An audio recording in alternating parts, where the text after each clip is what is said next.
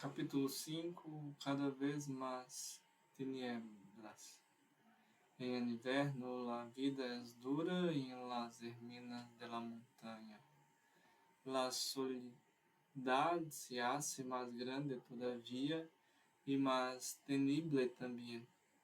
El hombre se queda solo donde todo rastro de vida se ha borrado. Solo con sus pensamientos y sus deseos, desgraciado entonces del que ha venido a la soledad, si haber sido empurrado por el espíritu. Durante días enteros grises y fríos, el solitario tiene que quedarse encerrado en su celda.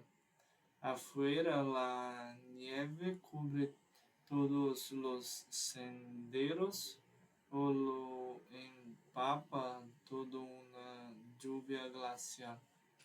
El hombre está solo ante Dios si escapada posible. Sin libros para distraerle, nadie que le mire o le anime. Se encuentra siempre vuelto a sí mismo, a su Dios o a sus demonios. Reza. Y a veces también escucha lo que pasa afuera.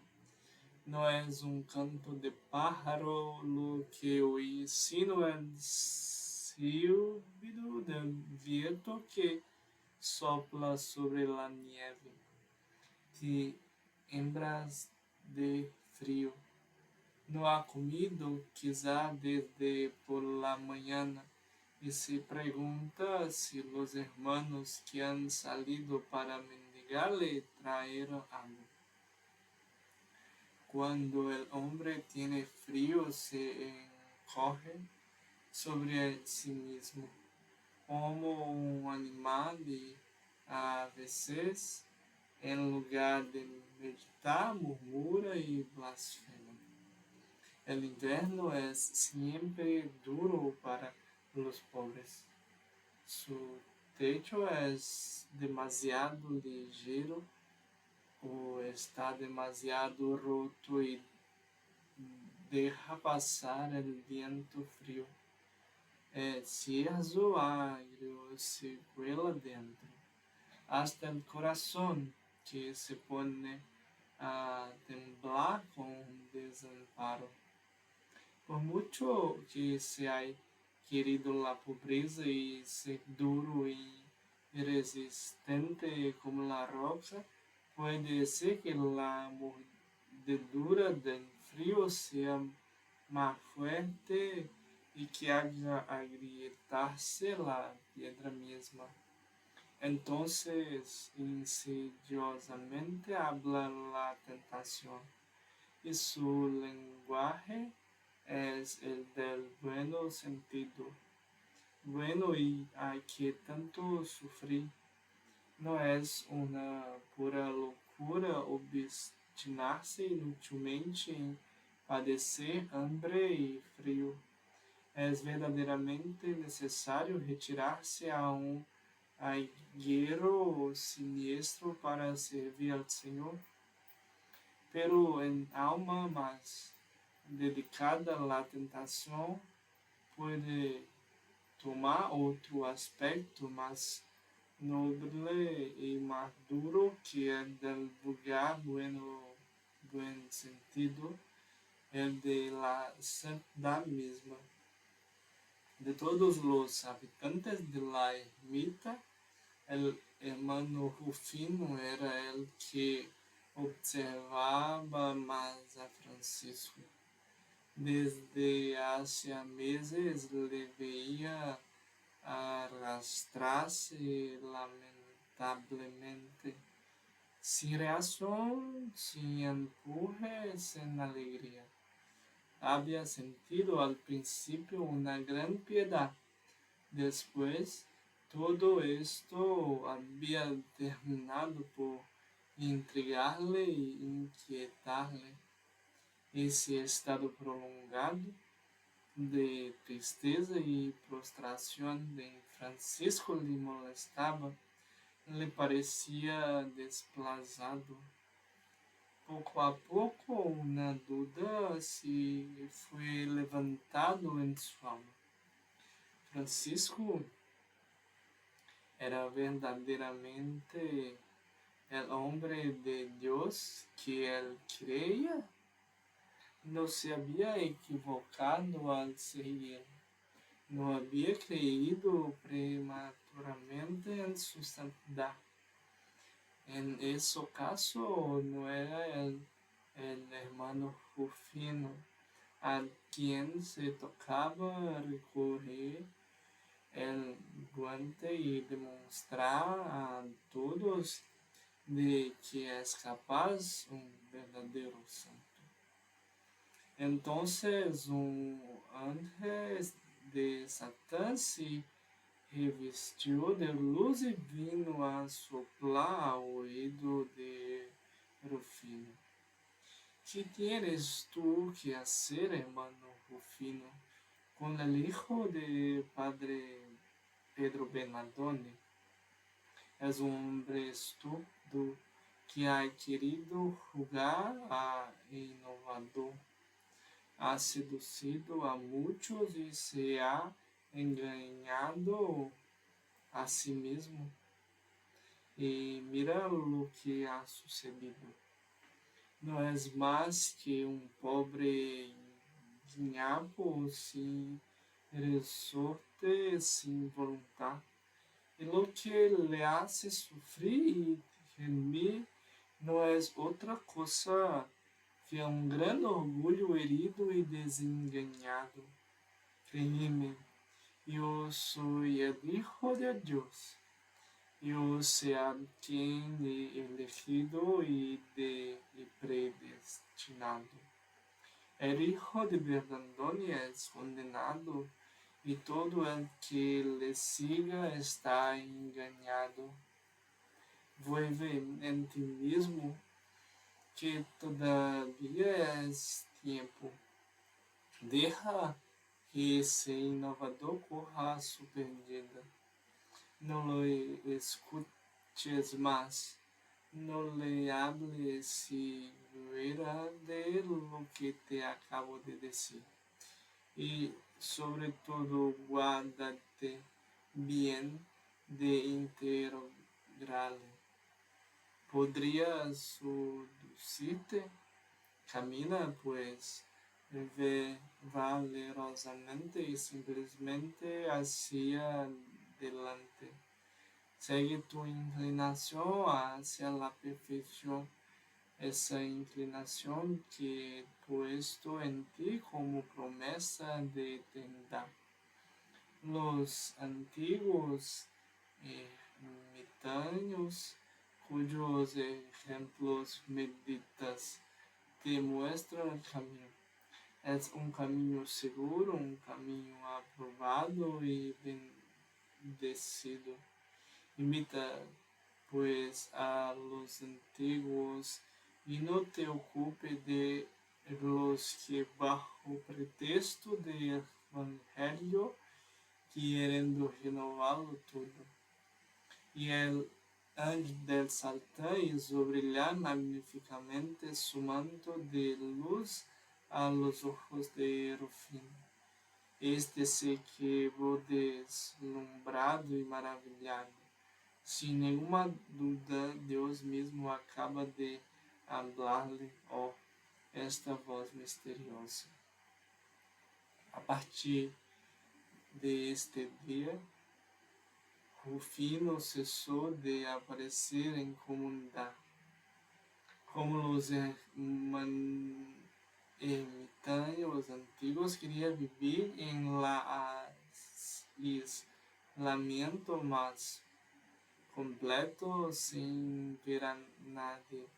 Sobre todo quería evitar encontrarse con Francisco.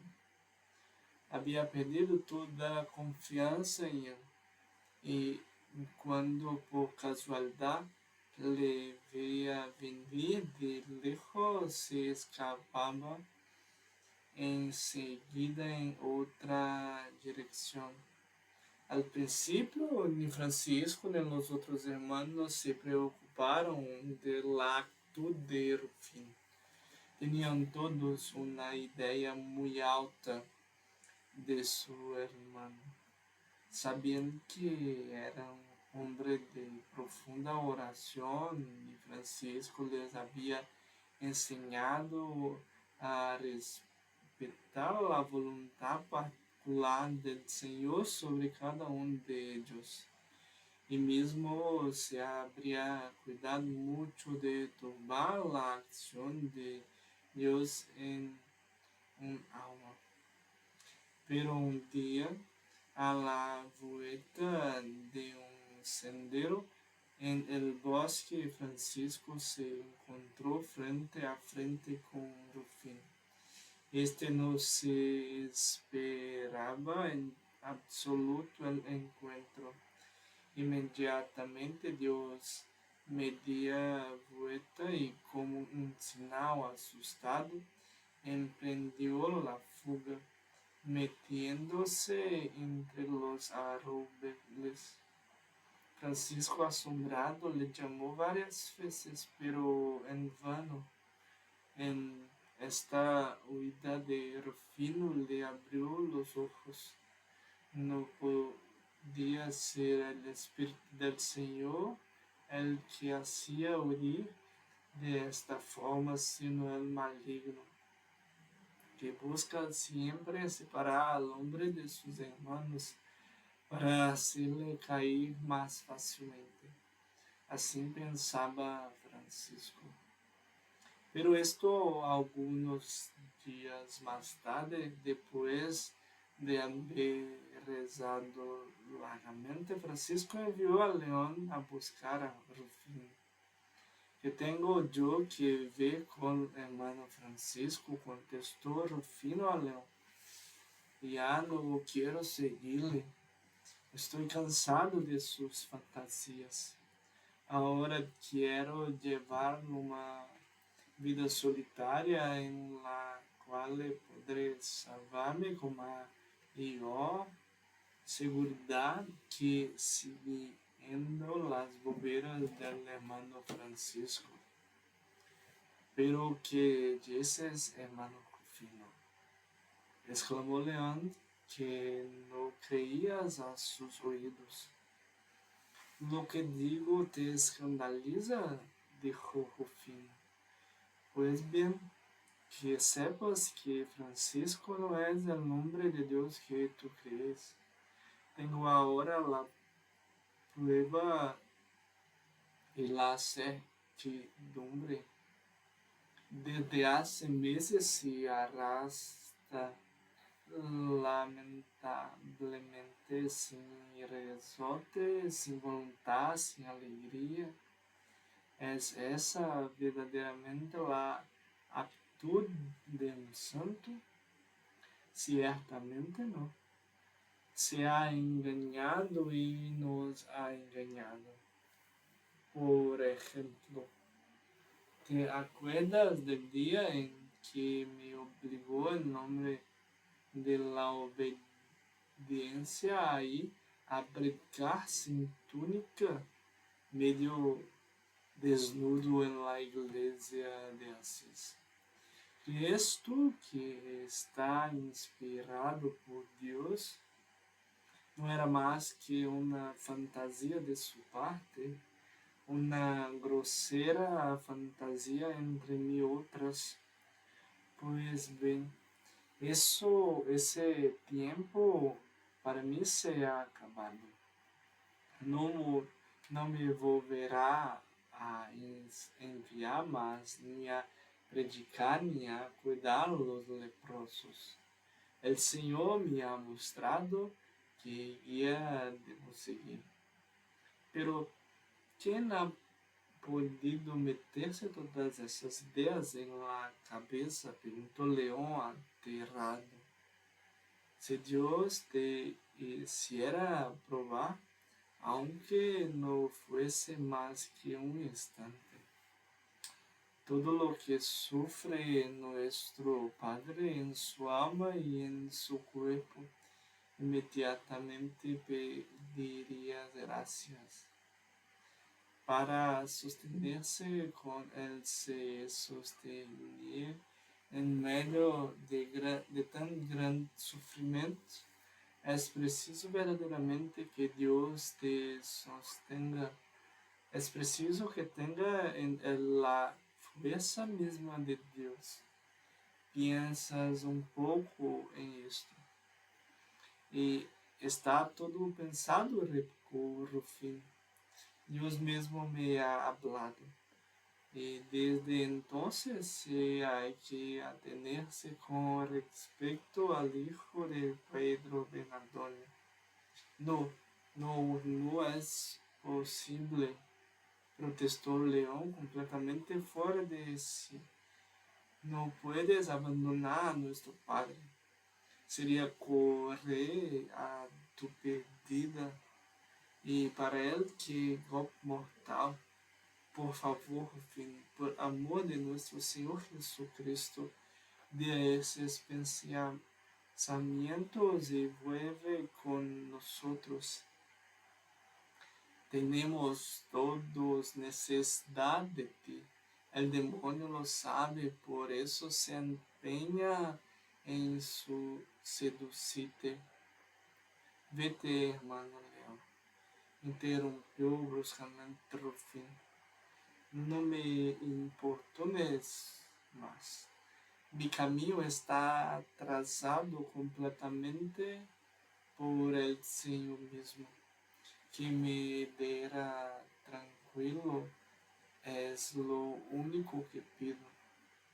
León volvió junto a Francisco y le contó su entrevista con Rufino.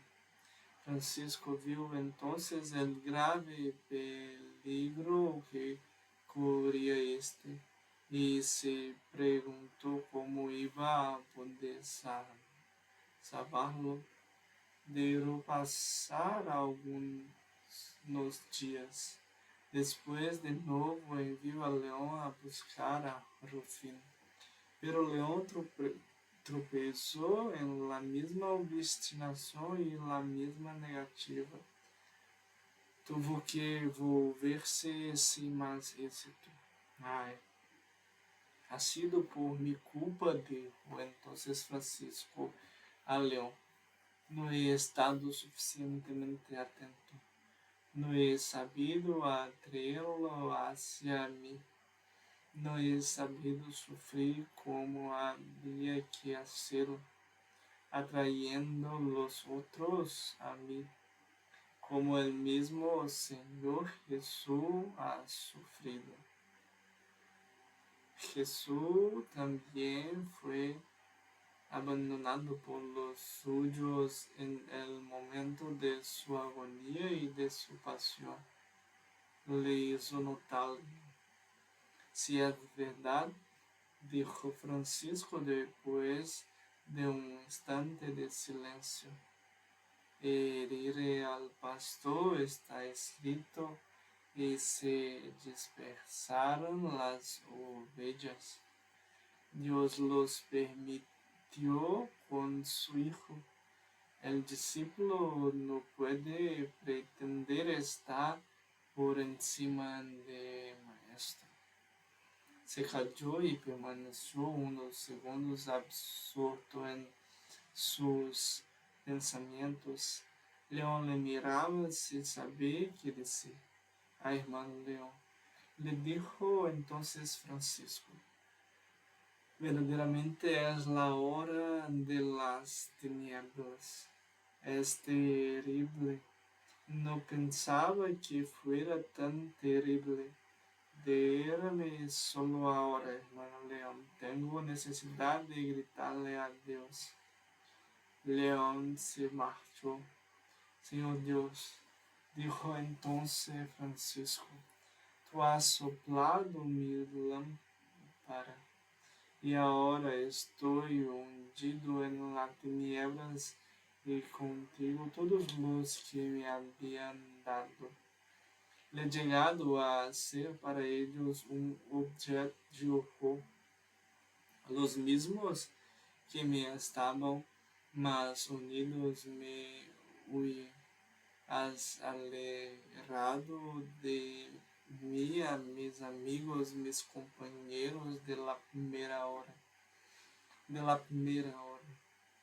Ah, Señor, escúchame. ¿No ha durado bastante la noche? Enciende en mi corazón un fuego nuevo.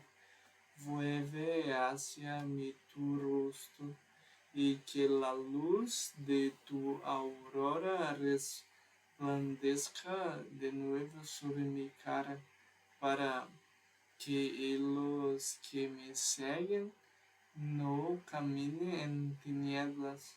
Rayos, ten piedad de mí. Allí cerca estalo un monte de nieve de los altos de un árbol. Se oye crujir las ramas y después un ruido sordo en el suelo, y todo volvió a entrar en gran silencio.